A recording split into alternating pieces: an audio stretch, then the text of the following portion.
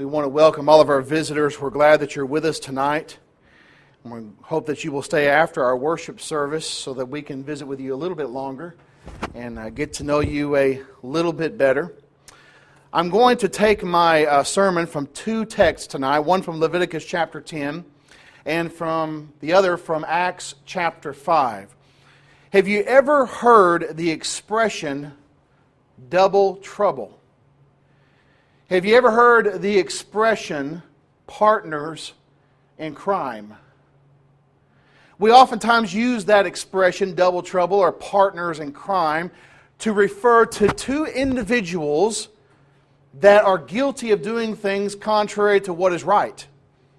Bonnie and Clyde, other names that you could name throughout history, Mussolini, Hitler, other names that you could mention that denote partners in crime, so to speak.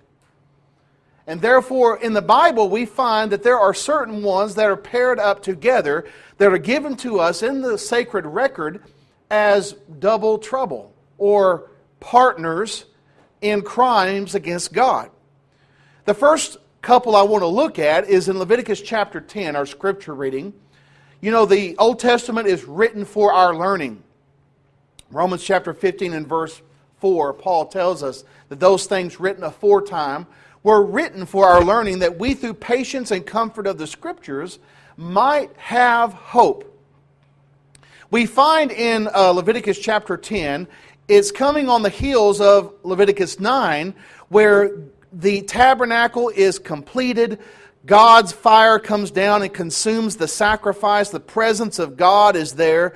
Verse 24 of Leviticus 9 says, the fire came out from before the Lord and consumed the burnt offering, the pieces of fat on the altar. And when all the people saw it, they shouted and fell on their faces.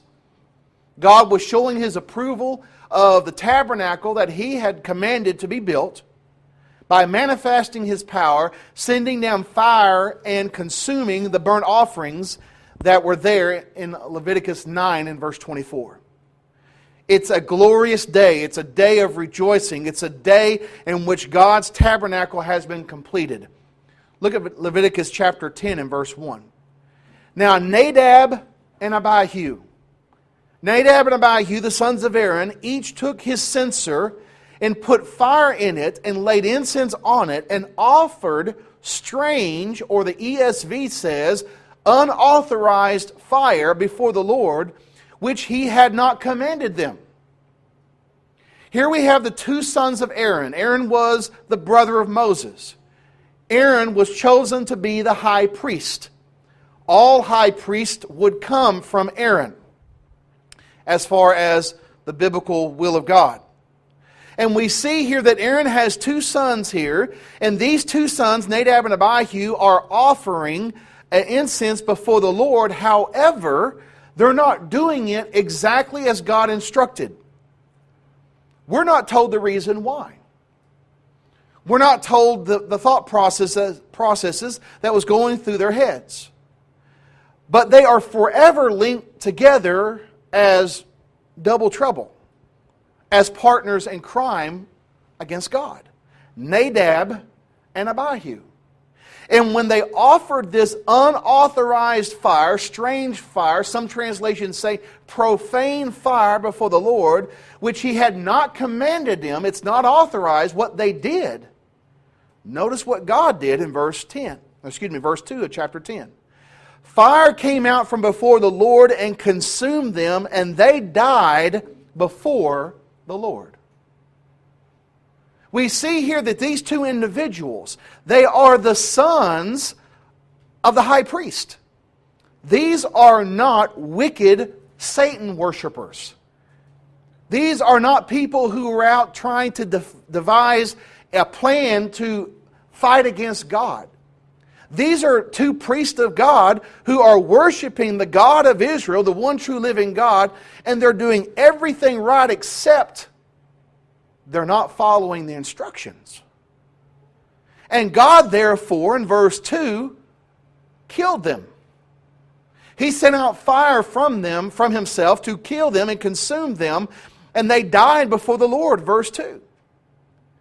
Moses, seeing this, verse 3, said to Aaron, "This is what the Lord has said, among those who are near me I will be sanctified, and before all the people I will be glorified," or seen as holy.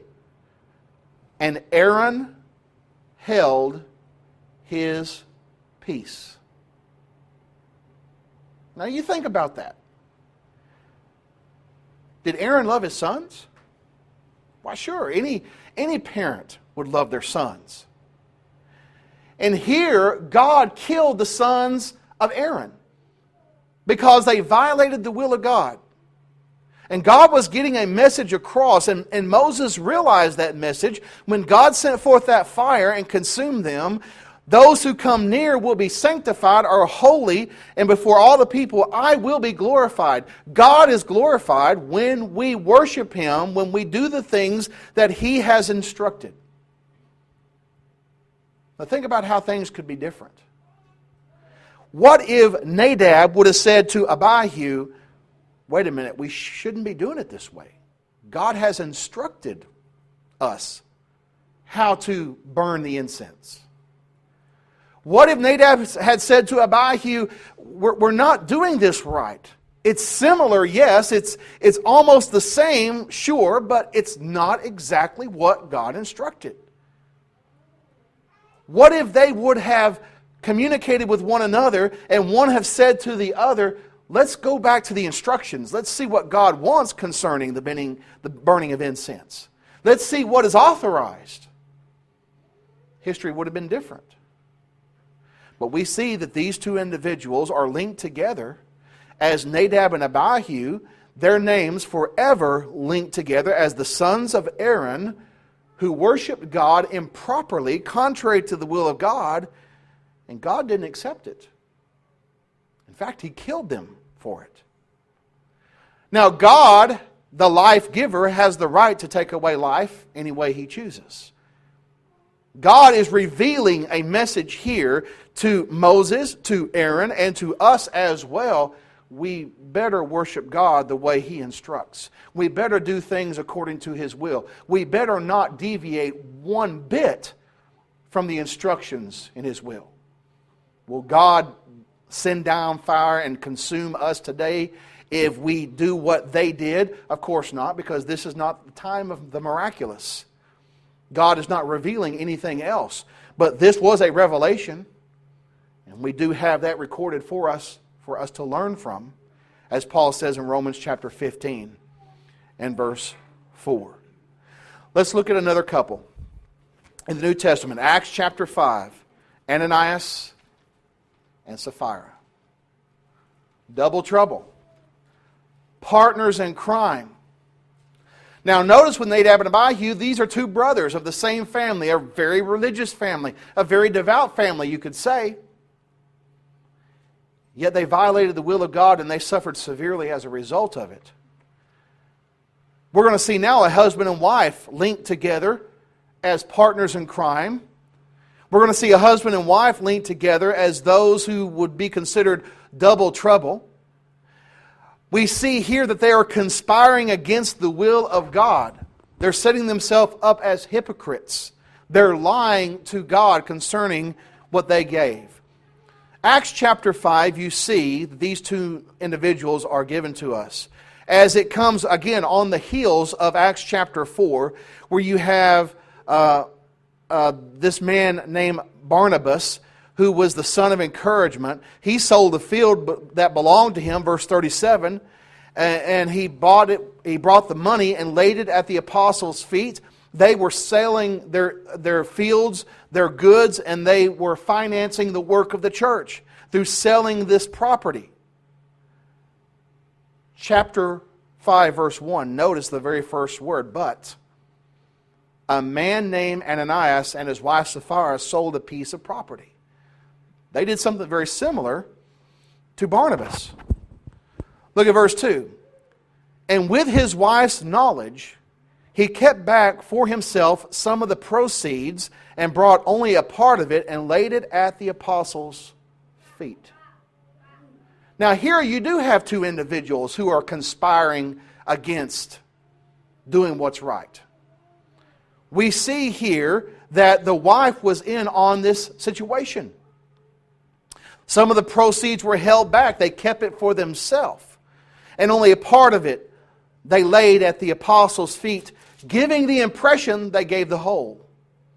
But they kept back part for themselves. Look at verse 3, Acts chapter 5 and verse 3.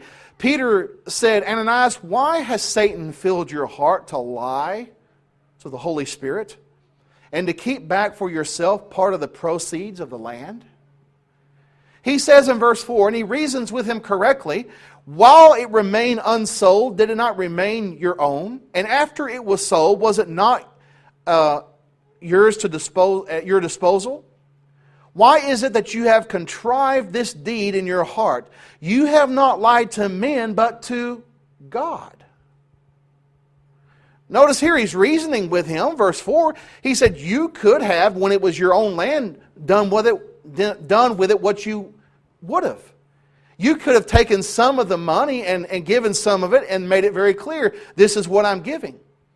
But they held back some of the money and contrived this deed in their heart that was contrary to the will of God, and they set themselves up as being hypocrites, and they lied not to men ultimately, they lied to God. And notice what happened in verse 5. When Ananias heard these words, he fell down and breathed his last, and great fear came upon all who heard it. God struck him dead. God struck him dead for lying to him. That's how serious God takes this violation of His will. Notice verse 6, the young men rose and wrapped him up and carried him out and buried him. Verse 7, after an interval of about 3 hours, his wife came in, not knowing what had happened. She did not know that her husband was dead. She came in to talk to the apostles. Verse 8, Peter said to her, tell me whether you sold the land for so much. And she said, yes, for so much. Look at verse 9. But Peter said to her, how is it that you have agreed together to test the Spirit of the Lord? Behold, the feet of those who buried your husband are at the door, and they will carry you out. Immediately she fell down at his feet and breathed her last. Verse 10. God struck her dead.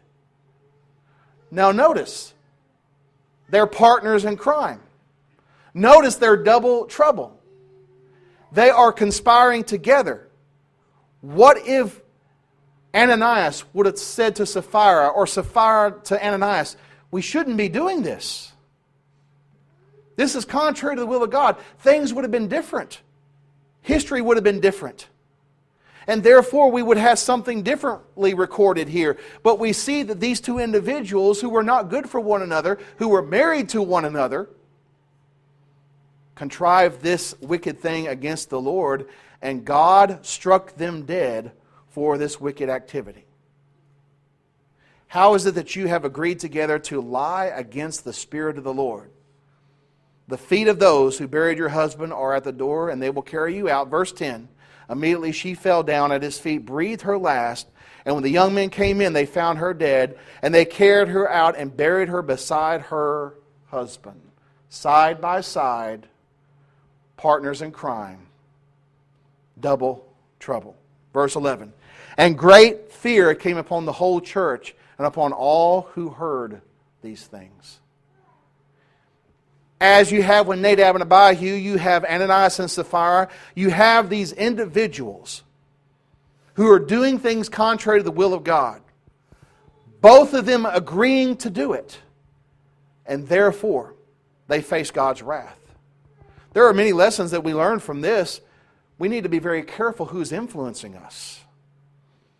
Evil companions corrupt good morals. The Bible makes it very clear. Both in the book of Proverbs and 1 Corinthians chapter 15, we're told that evil companionship can corrupt good morals, and sometimes that bad influence can be found in your family, Nadab and his brother Abihu. Sometimes that can be with a spouse, as we find with Ananias and Sapphira. We need to be dedicated and committed to the will of God. If one of these individuals in these two scenarios, these two situations, would have said, let's do what God wants us to do, things could have been very, very different. Perhaps there is someone here tonight that needs to obey the will of the Lord. You need to become a Christian. We urge you to take this opportunity to put the Lord on in baptism. That you believe in Him with all your heart, that you confess that He is the Son of God. Repenting of all your sins, we can baptize you into Christ for the forgiveness of your sins, and the Lord will add you to His church. If you've done that, you've gone astray, perhaps you're allowing someone to influence you to do wrong. Be the better person, repent, and come back to the Lord. As always, the choice is yours. While we stand and while we sing.